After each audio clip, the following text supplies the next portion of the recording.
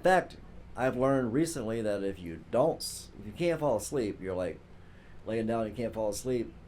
If you do a few stretches or you work the body a little bit, you might just fall asleep. Right. It's not relaxed. Just that little bit of blood flowing and Getting relaxing. the stomach relaxed. Yep. So, I mean, you're doing that little bit of walking and stuff. What are you doing to stop, the stress and potentially boredom from getting you snacking and lighting up a cigarette, things like that? How are you keeping those things away and staying on a healthy path? Well, like I said, I never was much into snacks, so I don't have that craving at all. I mean, if I could buy something, I probably would, but when I walk into a convenience store and I see something and I know how I'm going to feel, it's going to make me feel worse, so I just don't buy it.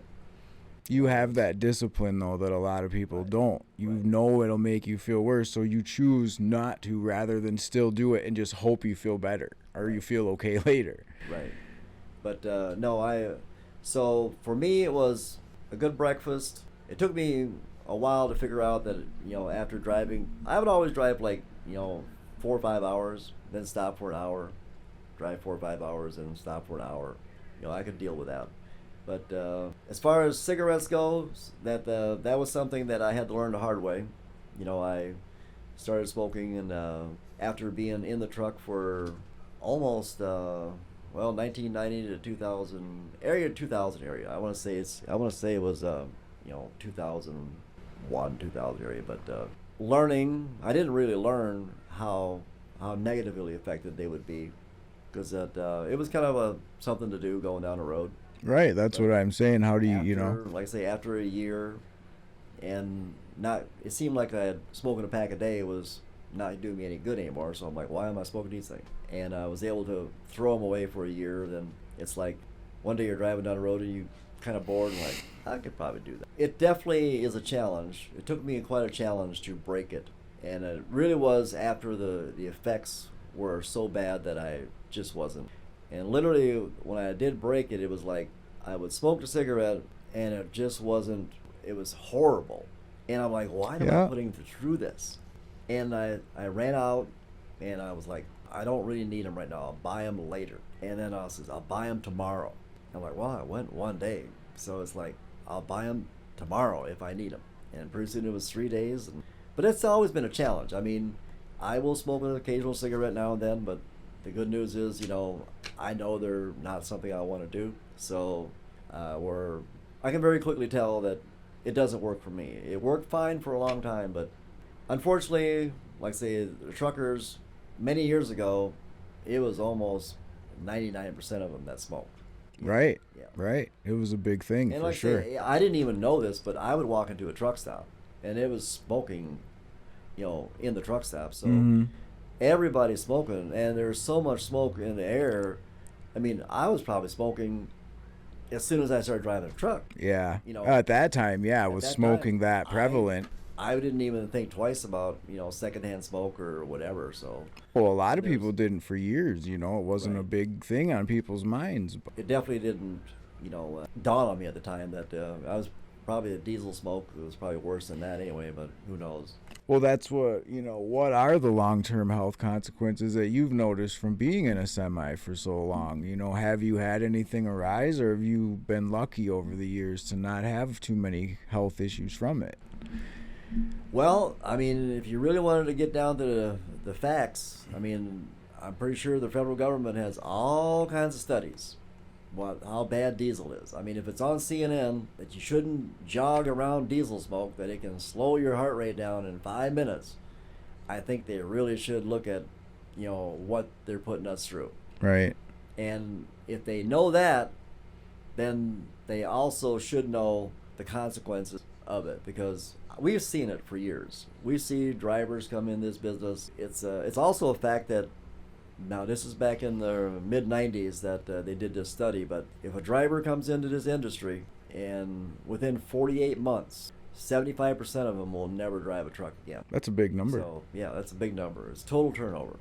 And is that why even today they're still having a hard time finding drivers? I mean, there's always a need for drivers, it seems like. The industry has changed so much now that instead of a driver being on the road for 2-3 weeks at a time, they might run out of a terminal and only work 4 or 5 days and then be home. So now the statistics might be totally different, where somebody gets in the industry, they can manage it better. But at the time, the road, it was pretty much standard for somebody to be gone 2 weeks, Right. 3 weeks at a time. Right.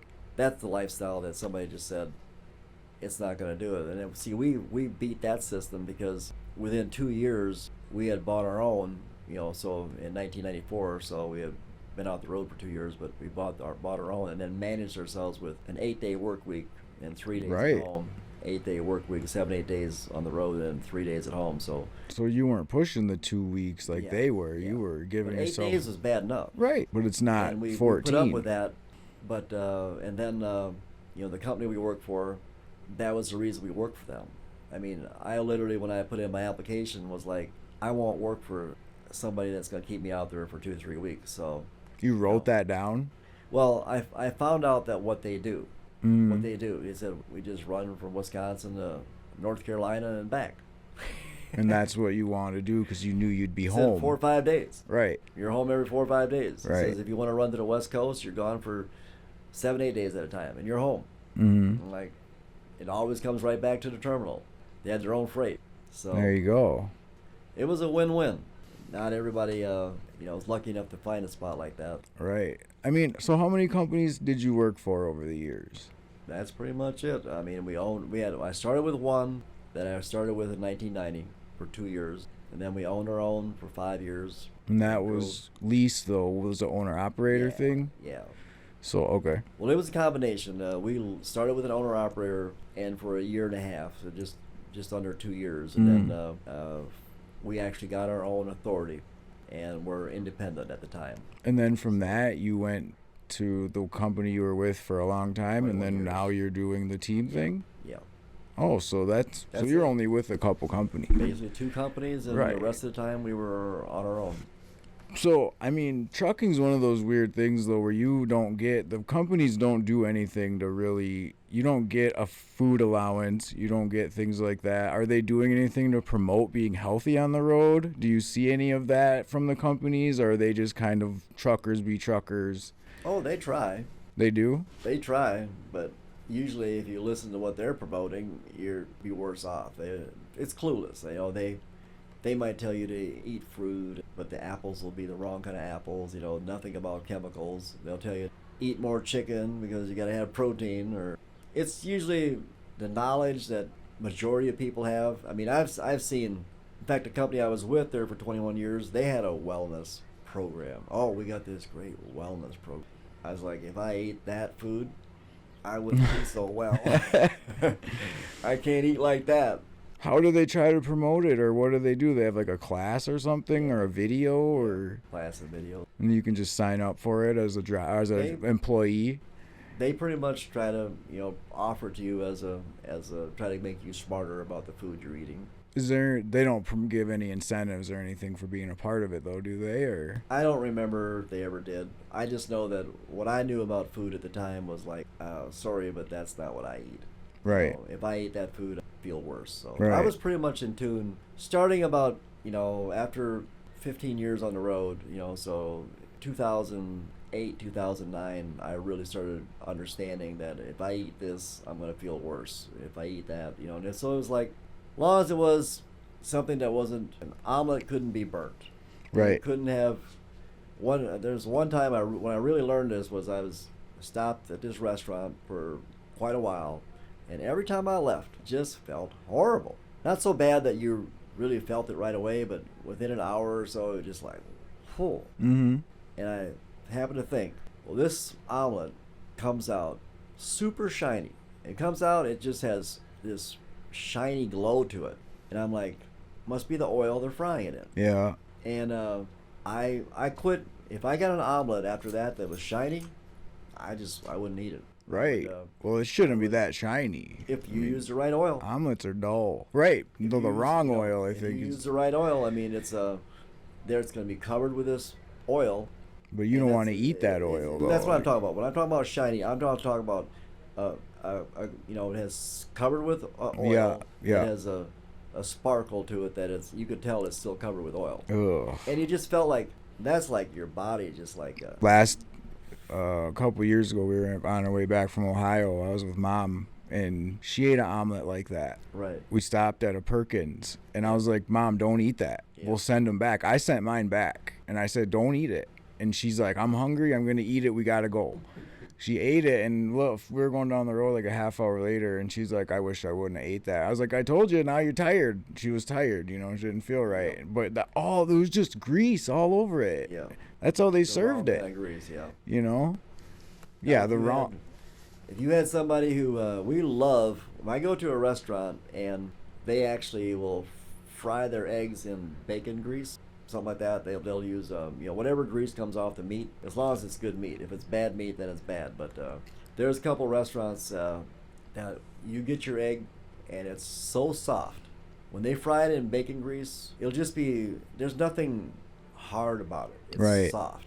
Right. And that was the amazing part about, many years ago when they fried everything in bacon grease and stuff like that. The food was not burnt. Right. In fact, number one thing for me is burnt food. I If agree. It's burnt, it don't matter what it is. I agree. Because your body cannot digest burnt food that well. It's hard on your body. Exactly. So I try hard not to eat it either. It's not worth it. It's not worth it. Get a better plate of food. Yep. Don't need to eat burnt food.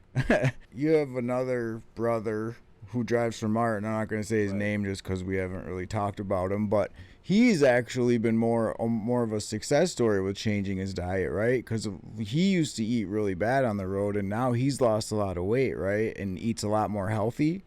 Like, has really changed and had to do different things on the road. Oh, yeah. It'd be interesting talking to him about that because he used to eat everything, in the day was, the truck stop food, the buffets, whatever it was. And then... And snacking and stuff. Oh, yeah. He was a snacker, too. Right.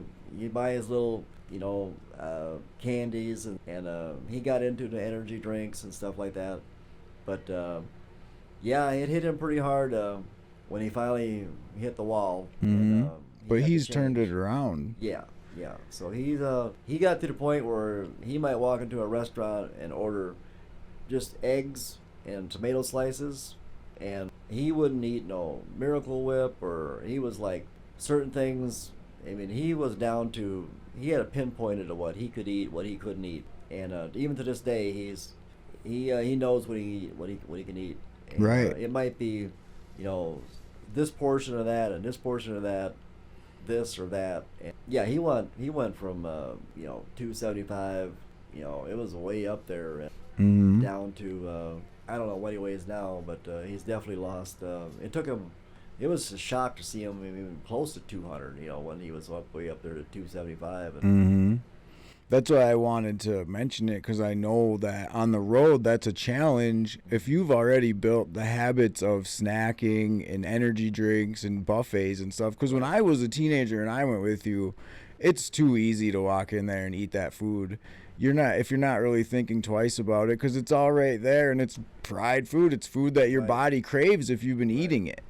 But once you get on the other side of it, now if he does that, he's going to feel sick. You Right. can't do that same stuff. Exactly.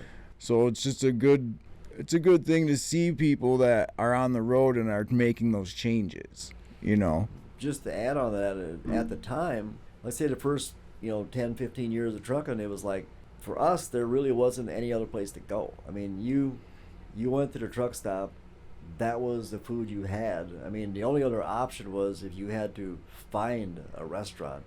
Right. That was before we had smartphones. I mean, try finding that without Google. Exactly. I mean, where are they at?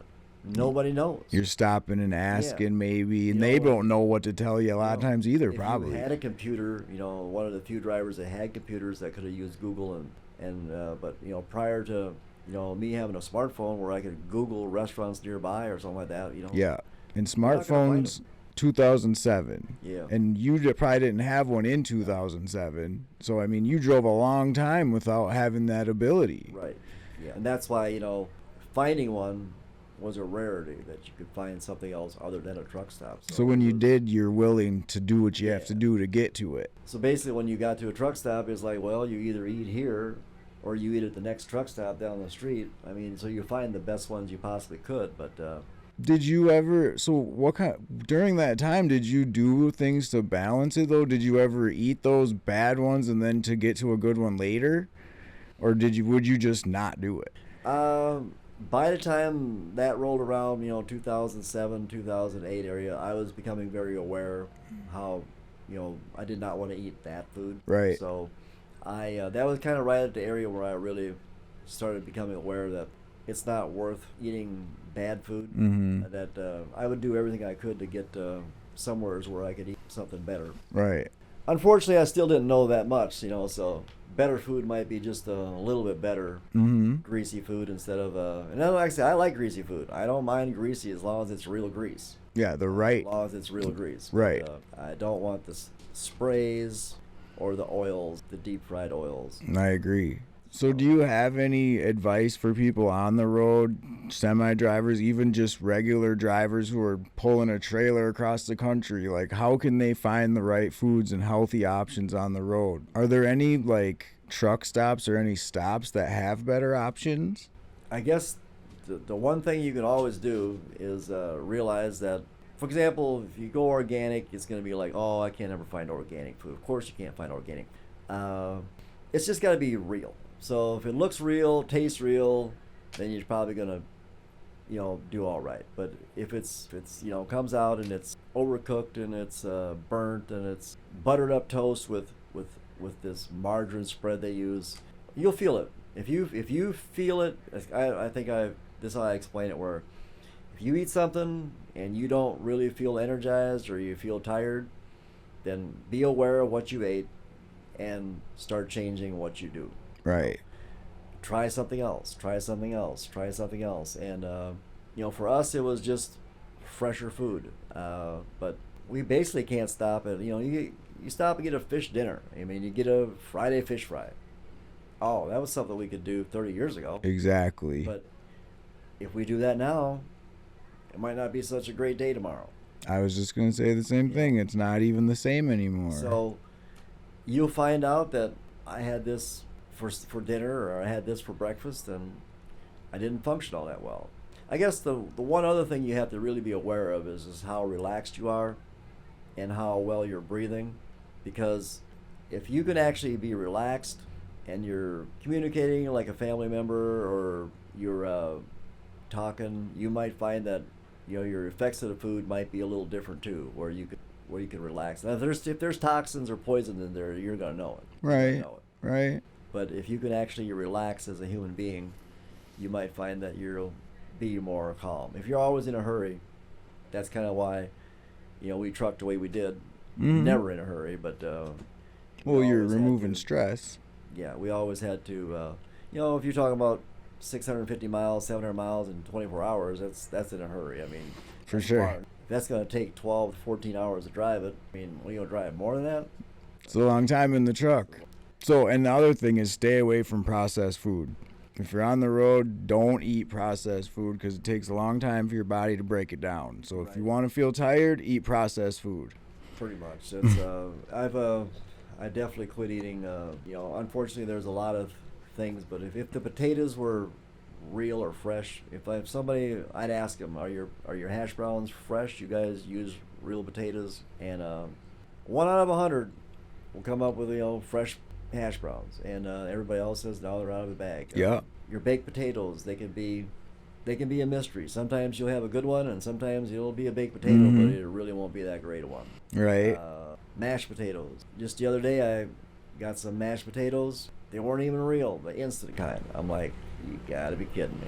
Well, one thing is, don't be afraid to ask if something's real or not. Like, I've seen you plenty of times ask, whether people at the table are saying, don't, just leave it alone. You'll ask anyways, because you want to know. You want to know what you're eating. And that's how everybody really should be. You shouldn't be afraid to ask if the restaurant is something real or not.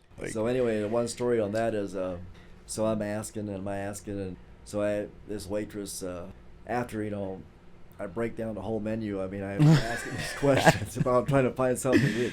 She looks at me and she says, "Are you always this high maintenance?" Oh, no.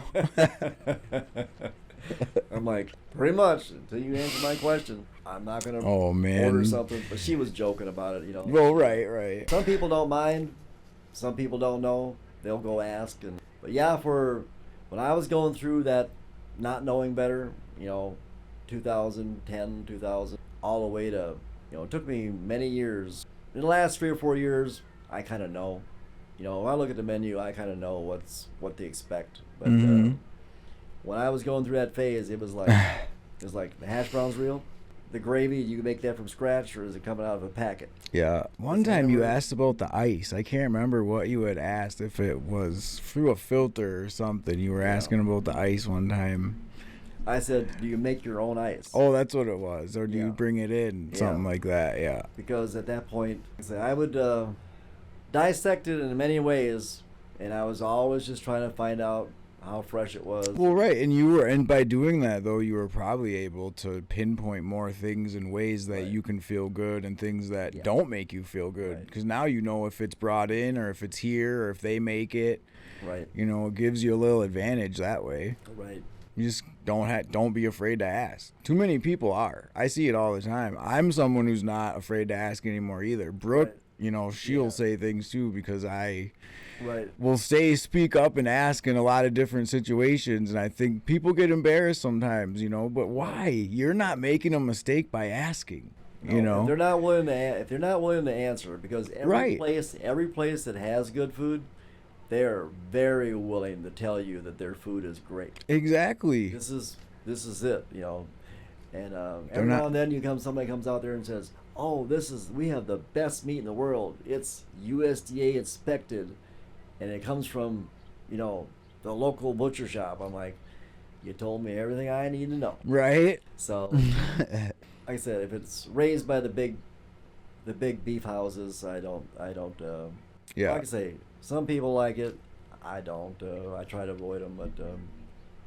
Well, you can like it, but it's not gonna do much for your health. That's basically what it is trying to be healthy on the road. You're gone. Right. You guys are gone for often a couple weeks at a time or more right now. Unfortunately, this last time we bought our truck, we were using a different system. We're not leased onto somebody. Right. We're not functioning under one individual, so we don't have a dedicated route.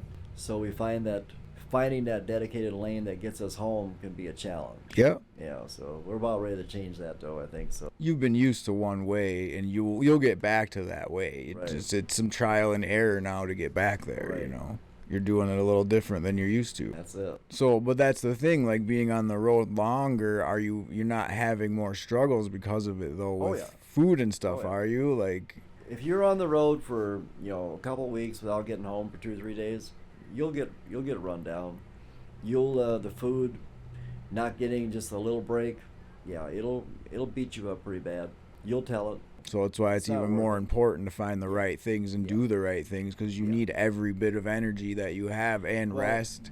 The lifestyle is just, if you're gone all the time and the quality of rest, the quality of food, pretty soon you're just not functioning real well. Right.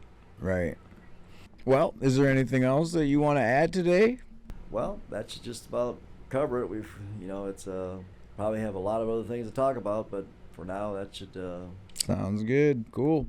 Well, thanks for being here today, Amos. I appreciate it. And thank you for watching. Please like and subscribe. Stay safe, stay healthy, stay happy, stay humble. Make good choices for you and those around you.